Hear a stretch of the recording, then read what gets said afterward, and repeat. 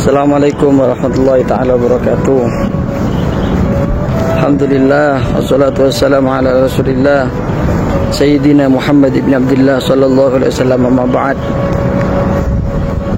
Sekarang saya lagi perjalanan keluar dari Masjid Nabawi, mau ke Masjid Al-Ghamamah, yang mana masjid ini letaknya pas di barat Masjid An-Nabawi. Sebentar lagi akan saya jelaskan sejarah dari Masjid Al-Ghamamah yang letaknya di sebelah barat Masjid Nabawi, tepatnya di pintu sebelah barat paling selatan, sebelah barat dari Masjid An-Nabawi, pintu nomor 311.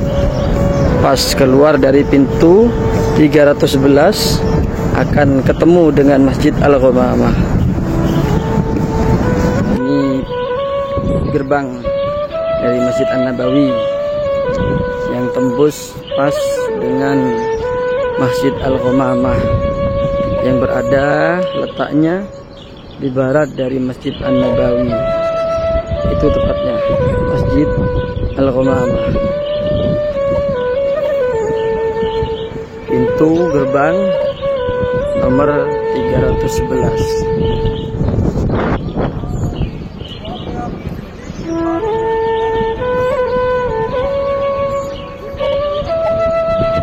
Itu nomor 311.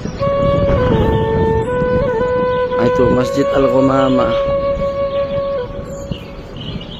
Biasanya masjid ini banyak burungnya, jandreng mature, manuk tere, banyak di situ. Nah, ini perjalanan ke Masjid Al-Ghamamah. Kita sudah keluar dari gerbang pintu 311 dari Masjid An-Nabawi. Masjid An-Nabawi.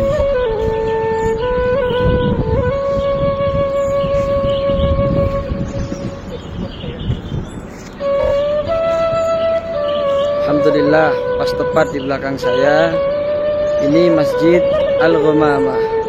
Dan sekarang insya Allah saya akan menjelaskan sejarah sedikit, cerita sedikit tentang Masjid Al-Ghamamah. Masjid ini namanya Masjid Al-Ghamamah. Masjid Al-Ghamamah, yang mana Al-Ghamamah itu berarti jika dalam bahasa Indonesia adalah awan. Pertanyaannya, kenapa masjid ini disebut dengan Masjid Al-Ghamamah, disebut dengan Masjid Awan?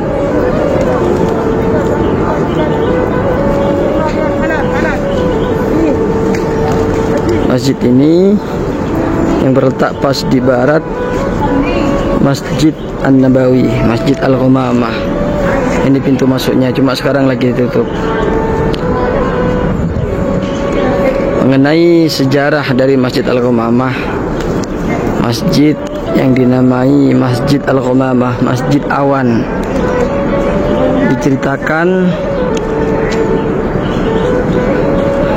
ketika di hari Jumat Rasulullah Shallallahu Alaihi Wasallam sholat Jumat bersama para sahabat pas di tempat Masjid Al-Ghamamah ini.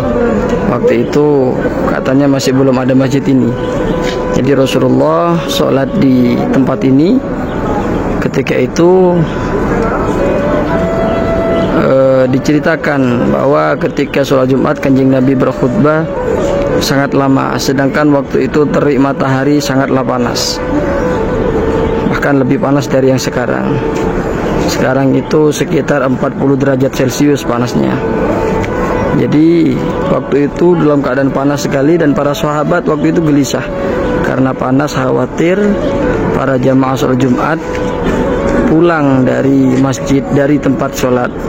Khawatir para jamaah sholat Jumat menghindar dari tempat ini karena waktu itu panas sekali. Nah, pada ketika itu ada sahabat yang menyampaikan kepada Rasulullah akan kegelisahannya bahwa panas, dan ketika itu Kanjeng Nabi berkhutbah lama sehingga para sahabat ada kekhawatiran seperti itu, sehingga para sahabat menyampaikan kepada Rasulullah, dan Rasulullah berdoa sehingga seketika itu awan banyak menaungi Rasulullah dan para sahabat, sehingga Rasulullah juga para sahabat tidak kepanasan. Maka dari itu masjid ini dibangun dan diberi nama Al-Ghamamah, Masjid Awan.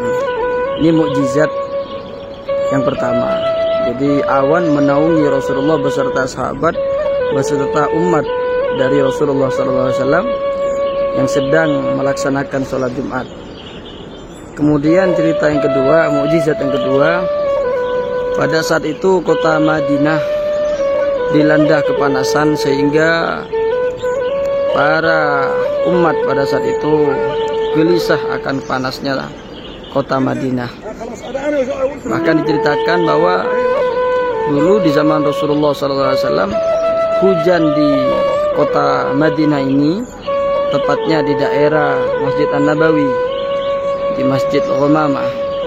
Ini panasnya Masya Allah, panas sekali, sehingga pada waktu itu Rasulullah beserta umat Rasulullah SAW sholat bersama untuk meminta hujan kepada Allah, yaitu sholat istisqa, sholat bersama di area masjid ini, sehingga seketika itu Allah menurunkan hujan yang lebih lebat daripada hujan-hujan yang sebelumnya.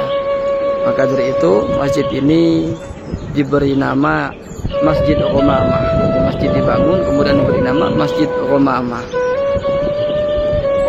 Letaknya pas di barat, sebelah barat dari Masjid An-Nabawi, sebelah barat selatan, artinya di pojok barat selatan Masjid An-Nabawi. Semoga bermanfaat, semoga barokah, semoga kisah ini menambahkan kerinduan saya dengan antum semua yang nonton video ini kepada Rasulullah SAW. Dari saya Muhammad bin Zaini bin Ahmad Zaini yang berada di kota Madinah, kota kerinduan pada Sayyidina Muhammad SAW. Akhirul kalam. Wassalamualaikum warahmatullahi taala wabarakatuh.